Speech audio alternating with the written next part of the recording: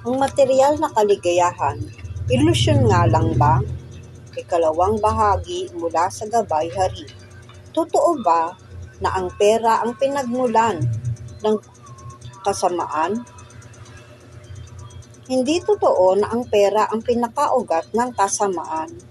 Ang ma-attract sa pera o ang mahalin ang materyal na kayamanan o ang isipin na ang kayamanan dito sa material world ay magbibigay sa akin ng kaligayahan na aking hinahanap ng napakatagal na panahon, yan ang magiging ugat sa paggawa ng kasamaan. Pero ang isang devotee ng Panginoon Diyos na nakararanas ng kaligayahan sa pagsisilbi sa Kanya ay makikita na ang katotohanan na ang pera ay kanyang magagamit para sa pagsilbi sa Panginoon. Magagamit niya ang pera para tulungan ang kanyang kapwa.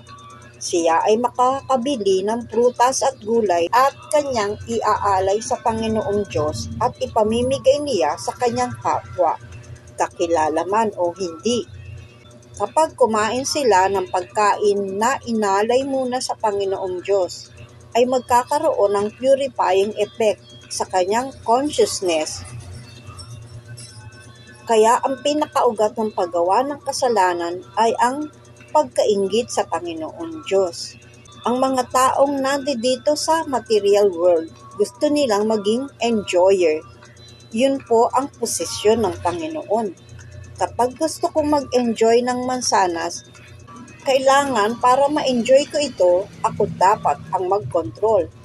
Kailangang mahawakan ko ang mansanas para ma-enjoy kong kainin.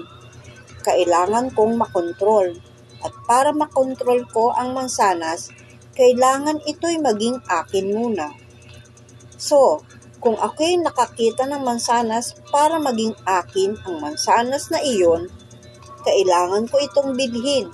Hindi ako pwedeng kumuha ng mansanas sa palengke. Kukunin ko ito, kukontrolin ko at aking kakainin at hindi magbabayad. Baka paluin ako ng nagtitinda. So, ang sakit ng fallen soul dito sa mundong ito, gusto nilang maging enjoyer.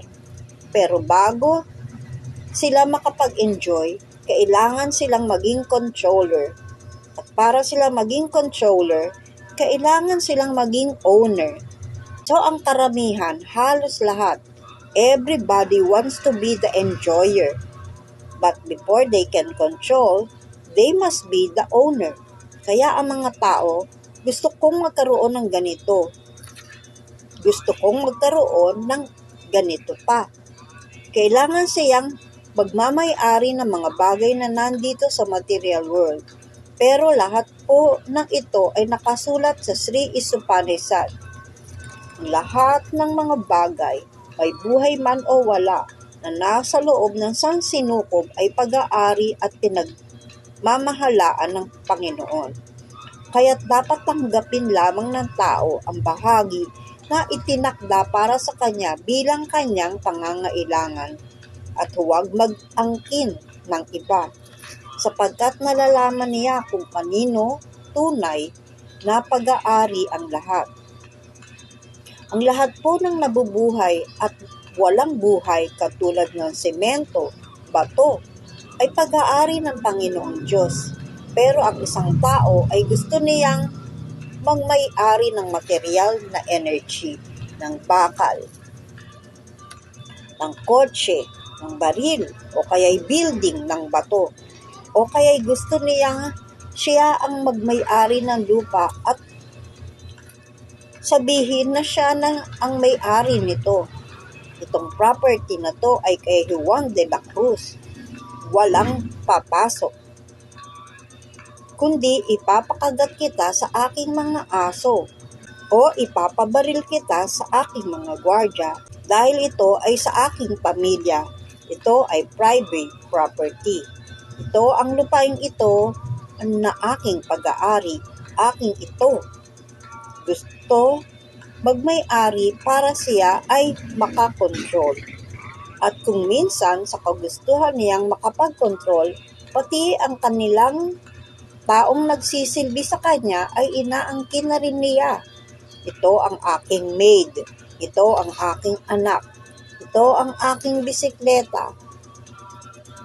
Lahat ay inaangkin niya. Ako ang nagmamay-ari ng lahat.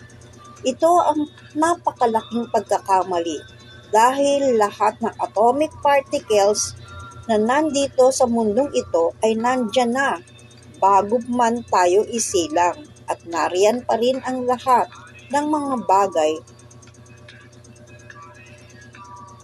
na inaako natin na ating pag-aari ay maiiwan dito hundreds and thousands of years na wala na tayo rito sa mundong ito. Ang lahat ay mananatili na pag-aari ng Panginoong Diyos. So iyan ang malaking pagkakamali ng mga fallen souls dito sa mundong ito. Ang katanungan ngayon, paano mawala itong enviousness sa Panginoon na meron tayong kagustuhan na tayo ay maging enjoyer, controller at owner? Dahil ang ating totoong katauhan, tayo ay walang pag-aari dito sa mundong ito at hindi tayo ang controller ng material nature at hindi rin tayo ang totoong tagapag-enjoy ng mga bagay na hindi natin pag-aari. Kailangan matanggal ang dumi sa ating consciousness na tayo ang enjoyer ng material world. Ang totoong kalagayan na tayo ay makahahanap ng enjoyment, totoong enjoyment, ay sa pamamagitan ng enjoying the enjoyment of God. So kapag ako ay gumagawa ng mga bagay na tinatawag na devotional service, at ang Panginoon ay nag-e-enjoy sa aking service, ay magkakaroon ako ng kaligayahan. At ang Diyos ay nalulugod sa aking paglilingkod, kaya ako naman ay makararanas ng tunay na kaligayahan sa kanyang kasiyahan sa pagtanggap ng aking munting paglilingkod. Haribol.